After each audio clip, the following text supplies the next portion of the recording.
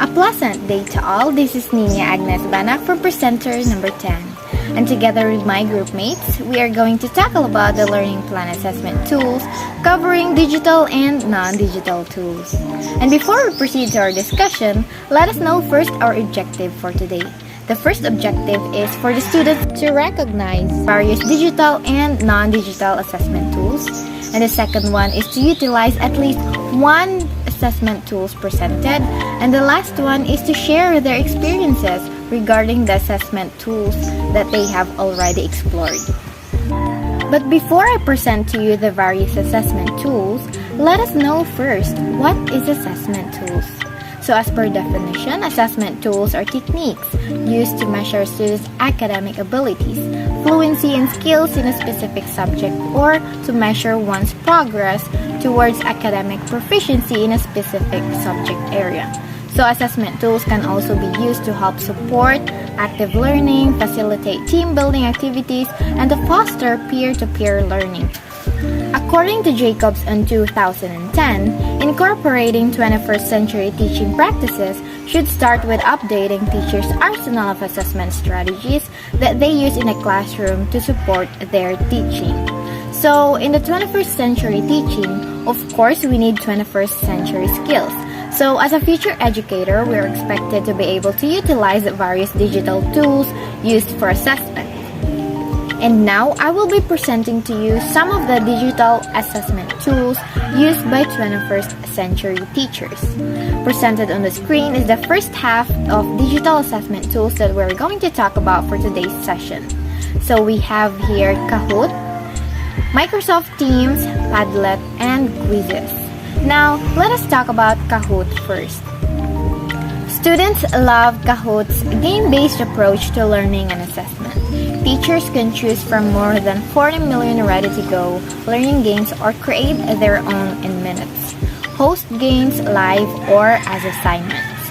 I guess we're already familiar with Kahoot and we know how interactive this digital tool is.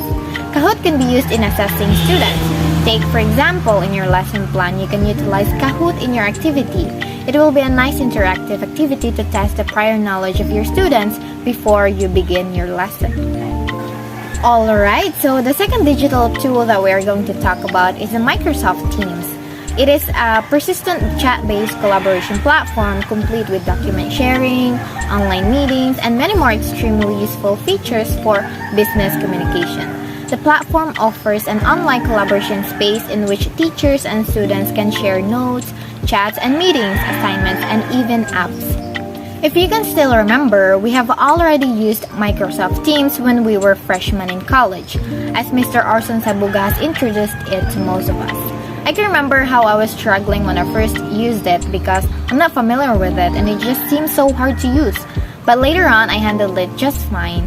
And the nice thing about the Microsoft Teams is that it can cater so many students at one place. Because if I remember it correctly, Mr. Sabuga opted to use the Microsoft Teams because his Google Drive and Google Classroom gets full in just a span of time because it was bombarded with, I think, a few hundreds of students or maybe thousands because he was catering all of the freshman students at that time for the ROTC. So it is expected that it will be a lot of students and they will pass their videos and their documents and then his Google Drive will get full, so he opted to use the Microsoft Teams instead because it can cater a lot of students. It serves just like a Google Classroom but upgraded with the online meeting because in the Google Classroom we can't have meetings, right? We can just meet in a separate app like Google Meet. But here in the Microsoft Teams, it is like a one-stop shop where everything you need is there. You can meet your class, you can have your assessment, and you can also have your lectures there. Okay, so much for that. Let us move on to Padlet. Padlet gives teachers a blank slate to customize their own platforms and add numerous media resources like videos, images, helpful links, a classroom newsletter, fun classroom updates, lesson materials, answer to questions, and more. We have already utilized Padlet on our TTL 1, I think. There we have posted our answers on the board where we can even customize the color or design, and we have made our own Padlet if you remember. And now let us move on to quizzes. Quizzes is a learning platform that offers multiple tools to make a classroom fun, interactive, and engaging. As a teacher, you can create lessons, conduct formative assessment, assign homework, and have other interactions with your students, and it is for all grades. If I am not mistaken, Ma'am Janet gave us a quiz through this app and it was fun, though it is heart-pounding because there is a timer and the music is intense, but overall it is good. The quizzes is a good digital assessment tool that we could use in assessing the knowledge of our students. So that ends my part in this report, and I hope that you have grasped some knowledge from it. And I'll be giving the floor to Ms. Baclayo as she will present the second half of the digital assessment tools. Thank you for listening. Hello everyone, this is Jayan Baclayo, your second reporter for this afternoon. Now let's continue to another set of digital learning assessment tools, and these are that follows: Google Classroom, Google Forms, Edpuzzle, and Kugel. I know you're not familiar with these two, but we'll discuss it later on. At this point, let's have Google Classroom. What is Google Classroom? We are all familiar with this ever since pandemic hits. It is defined as a mission control for classes.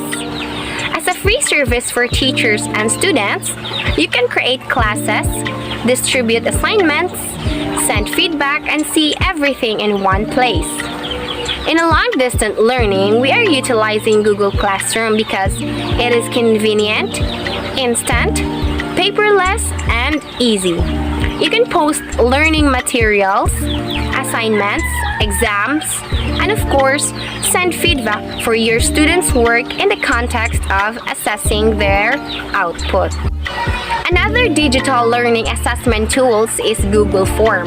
Does that ring any bells? I bet it does, because we usually utilize this during examinations and surveys. To define Google Form, it is a free online tool from Google which allows users to create forms, surveys, and quizzes, as well as to collaboratively edit and share the forms with other people. Educators can use Google Forms to assess their students at the beginning of the class and gauge pre-existing knowledge, as well as at the end of the class. Furthermore, Google Forms can be used to give feedback to and receive feedback from students and parents. Similarly, students can use Google Forms to assess their own learning and set the learning goals, as well as to collect data for their research projects. If you want to design your own Google form, you can select the blank template. There are many types of questions you can include in a Google form, including short answer, paragraph response, multiple choice, checkboxes, drop-down, linear scale, and multiple choice grades. You can embed images and video directly into a form, which is a great way to assess what students think and learn immediately after viewing the image or video. You can also include an upload feature for students to upload their work. Is that clear? Moving on, let's have Kugel. Kugel is an online tool for creating and sharing mind maps. This tool is aimed at helping individuals take notes, brainstorm ideas, visualize connections across concepts, and collaborate with others.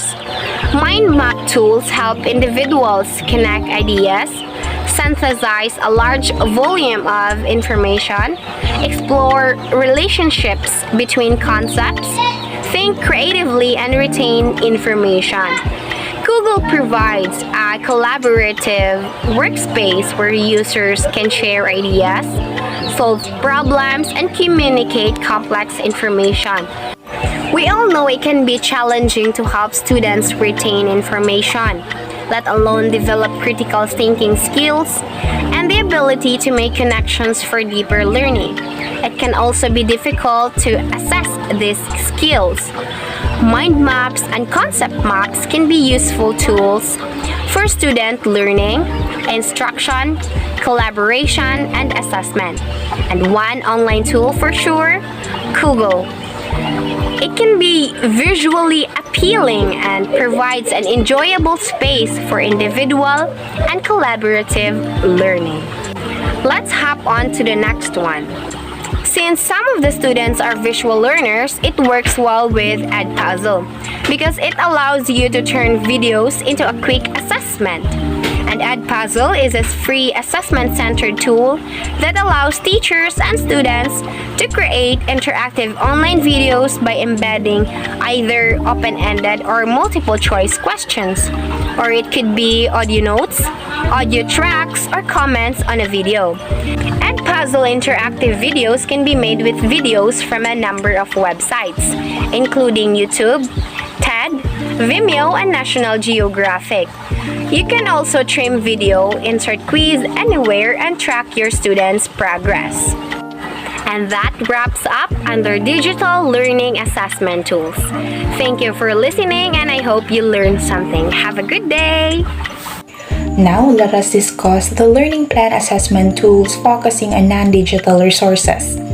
What do we mean by non-digital resources? It means those teaching learning resources which are developed or used by a teacher or any other individual, not with the help of digital technology. What is assessment? It is a process of documenting knowledge, skills, attitudes, and beliefs, usually in a measurable terms. The purpose of conducting an assessment in education is to improve the current teaching method for teachers and the learning process for students to derive better results. According to SHE 2014, teaching and learning resource selection are an important aspect of teaching and learning activities, which can largely decide what and how teachers teach and what students learn.